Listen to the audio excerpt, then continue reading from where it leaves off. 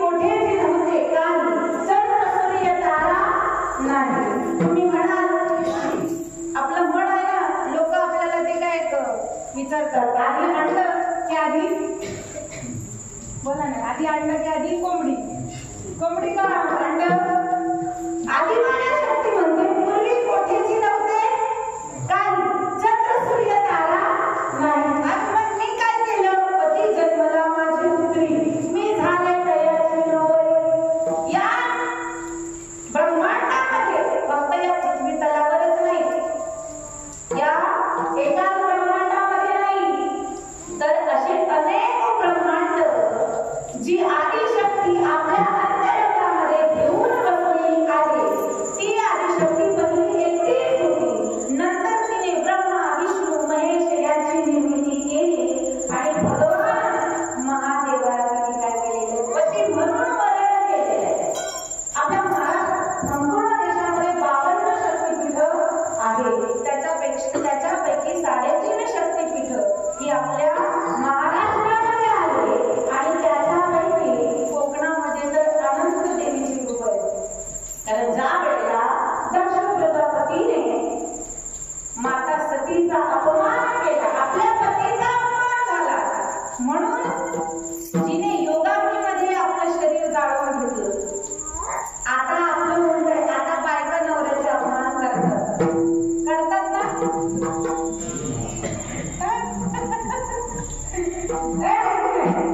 येताना तळप घेऊन या, भाजी घेऊन या, नाही घेऊन आलं तर इकडंच जायचं, घराकडे येऊ नका. पण पहिली तसं नव्हतं, है की नाही? आता पूर्वी तू महिला म्हणून विचारायला काय हरकत नाही, आता विचारू शकत नाही. पण आपल्या पतीचा अपमानही जास्त तिला सहन झाला. आमच्या गुरुजी म्हणायचे, आता तर मुली कशा आहे, एकीला नाव घ्यायला लागलं. मला नाव नाही घेता येत, पण आमच्या गुरुजींनी एक नाव शिकवलं होतं. सांगू मी तुम्हाला? वांगी तिकडे बाबू, वांगी तिकडे बाबू, तिला घे बाई पाला, आणि रामराव केला म्हणून शामराव केला. काय कळलं तुम्हाला? पण हे अशी नावं घेऊन काय उपयोग? जी स्त्री पतीचा अपमान झाला म्हणून स्वतःला योग अग्नीमध्ये दहन करून घेते, ती आदिमाया शक्ती. आणि मग त्या आदिमाया शक्तीचं शरीर योगाग्नीमध्ये जळत असलेलं शरीर भगवान शंकर आपल्या हातामध्ये घेऊन संपूर्ण ब्रह्मांड, संपूर्ण भारतभर, हिंदुस्थानभर जाळलेला फिरतात. आणि त्या वेळेला त्या जगदंबेचा एक एक कण अवयव ज्या ठिकाणी गळून पडला, त्या ठिकाणी त्या जगदंबेची 52 शक्तिपीठ निर्माण झाली.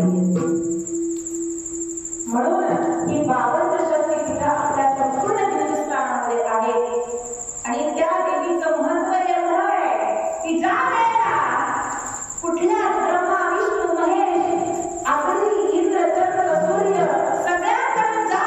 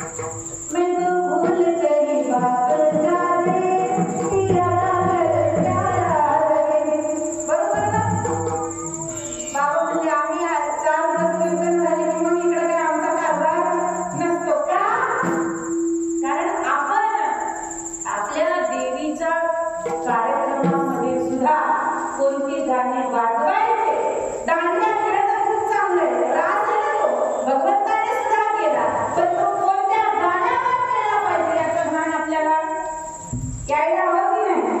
जर आपण देवीचे नवरात्र साजरी करतो ते आपण आपल्या कुणी बघा 4 वर्षाचं लेकरू असतं मुस्लिम धर्मात. किती वर्षाचं? 4 वर्षाचं. ते मस्जिद मध्ये गेल्याशिवाय राहत कीर्तन थोडंसं बाजूला ठेवू आपण. खरं सांगा, बोला आता. जातात ना? जातात की नाही? मग आपलं लेकरू 15 वर्षाचा, 18 वर्षाचा, 21 वर्षाचा घोडं जरी झालं तरी त्याला मंदिर हा प्रकार माहिती नसतो. मंदिरात गेलं तरी त्याला आपलं ना परंपरा माहिती असते ना आपला धर्म माहिती असतो. आपलं मंदिर इथं का स्थापन झालं, किती परंपरा आहे, किती पिढ्यापासून आपलं मंदिर आहे, त्या नावाची उत्पत्ती कशी झाली, आपल्या धर्माची उत्पत्ती कशी झाली, या आदिशक्तीची उत्पत्ती कशी झाली माहिती आहे का? तुम्हाला माहिती आहे? नाही माहिती. कारण आपले पूर्वज आपल्याला सांगत नाही आणि आपण त्यांना विचारत नाही. मग जा त्या वेळेला कारण कोकणासारखा परमार्थ सुंदर कुठंच होत नाही. कोणता? जो थाटमाट होतो, गणपतीचा असो, नवरात्रीचा असो, सप्त्याचा असो, तो इथल्या सारखा संपूर्ण महाराष्ट्रभर होत नाही. कारण तुम्ही तेवढ्या आनंदाने तो साजरा करता. पण तो साजरा करत असताना त्या जगदंबेच्या मुळाशी आपण कधी जाऊन बघत नाही ना. आपल्या कुठल्या कीर्तनकारांना ती गरज वाटते ना कुठल्या श्रोत्याला ती गरज कधी वाटत. फक्त आला कीर्तनकार 2 तास घालवले, आपण घेतलं, गेलं, तुमचं काम संपलं, आमचं काम संपलं. लवकर करायला मला 9 वाजले, है की नाही? बरोबर ना? आपण कीर्तन ह्याच्यासाठी ठेवतो, 7 ते 9 टायमिंग ह्याच्यामुळे असतो की कीर्तन जर जेवण झाल्यावर कीर्तनाला कुणी थांबत म्हणून आपलं कीर्तन 7 ते 9 असतं. वरती घाटावर जाऊन कीर्तन 9 ते 11 असतात का? समाजाचा मावत नाही. आपल्या गावात आता एवढीच मंडळी आहे का? अजिबात नाही. पण याच्यापेक्षा जास्त मंडळी दर्गाला गेलेली असतात, है की नाही? म्हणून नाच कीर्तनाचे नाचलं पाहिजे ना. खूप सुंदर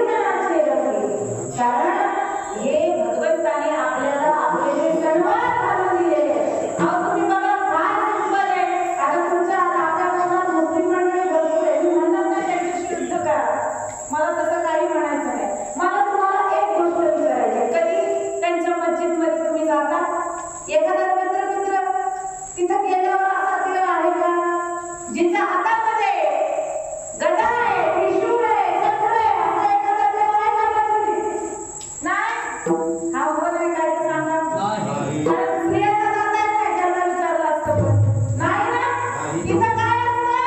फक्त एक भिंत असते, भिंत. तरी तिला बघून 5 वेळा नमाज वाचली जाते. किती वेळा? आपलं सकाळी एकदा आपण करता की कार्यक्रम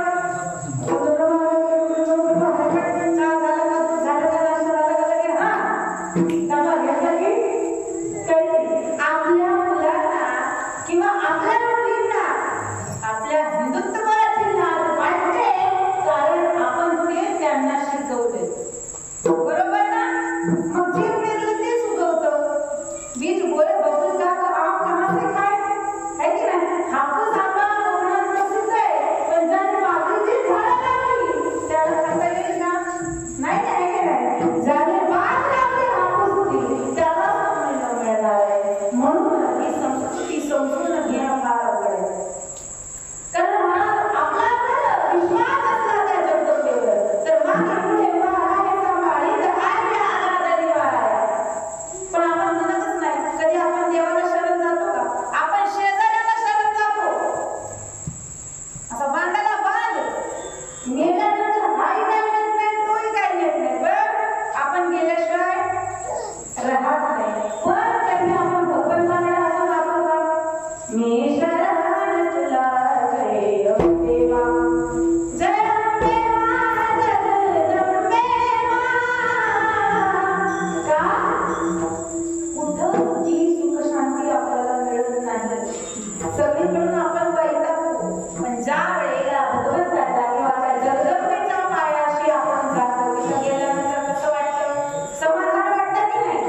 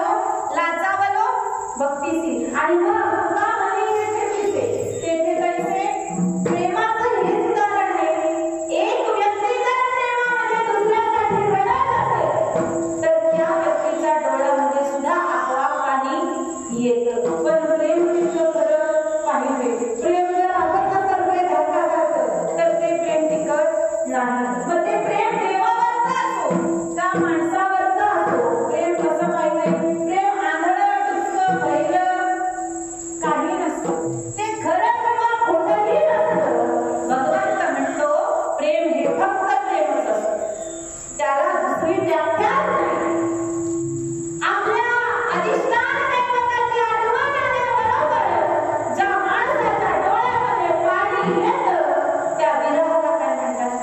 प्रेम असं म्हणतात. तिथं शब्द संपतात, तिथं भावना संपतात, तिथं बोलणं संपतं. जिथं शब्द संपून नयनांमधून अश्रू बाहेर पडतात त्याला प्रेम असं म्हणतात. एवढं प्रेम जगदंबेवर केलं तर ती जगदंबा आपल्यासाठी धावून आल्याशिवाय राहत. कारण आई मुळातच कशी असते, प्रेमळ असते. आपण आईला म्हणतो ए आई, बाबाला म्हणतो का आई बाबा, चालत नाही. तुम्ही म्हणता का? आपण बाबांना ओ बाबा म्हणतो ना.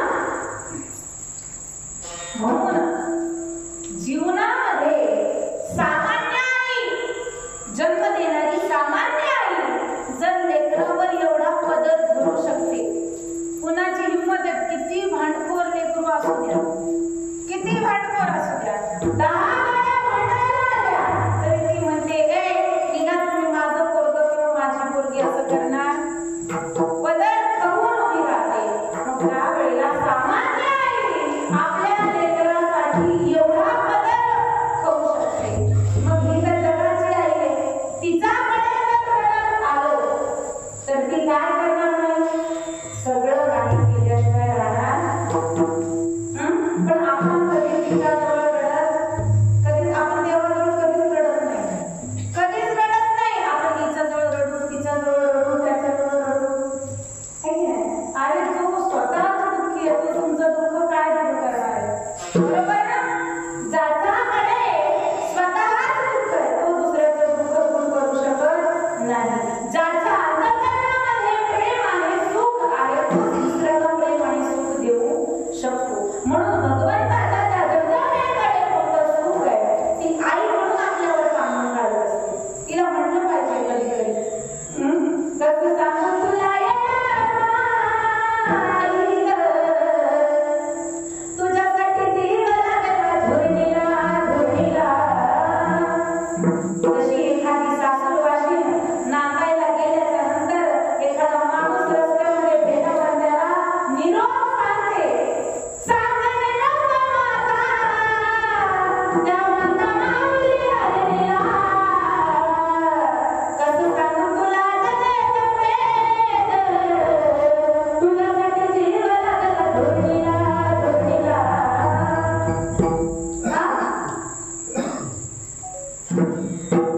पाणी डोळ्यामधून सळतं, कोणासाठी झुळतं जरा तुझं तुला कळतं. डोळ्यामधून पाणी आलं तरी आईला सांगावं लागत नाही आपलं लेकरू कशासाठी रडतंय, सांगावं लागतं का? तानं बाळ आहे. आता या त्या लेकराला भूक लागली हे तिला सांगावं लागलं, कारण ते आईचं वात्सल्य आहे. ज्या वेळेला लेकराला भूक लागते त्यावेळेला आपोआप आईला पाना फुटतो. तसं ज्या वेळेला दुःखावर दुःखाचा डोंगर येतो त्यावेळेला आपोआप त्या जगदंबेला काय असतं? पाना फुटत असतो. पण आपलं कसं आहे? आलं मनाला गेली शेळाला, प्रसिद्ध म्हण माझी. कसं गणपती आले की वेगळा कार्यक्रम.